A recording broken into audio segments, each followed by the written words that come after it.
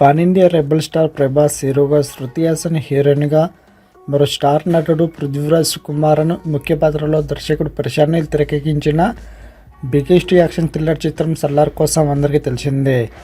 ఎన్నో అంచనాలు నెలకొల్పుకున్న ఈ చిత్రం జస్ట్ మరికొన్ని రోజుల్లో రాబోతుంది.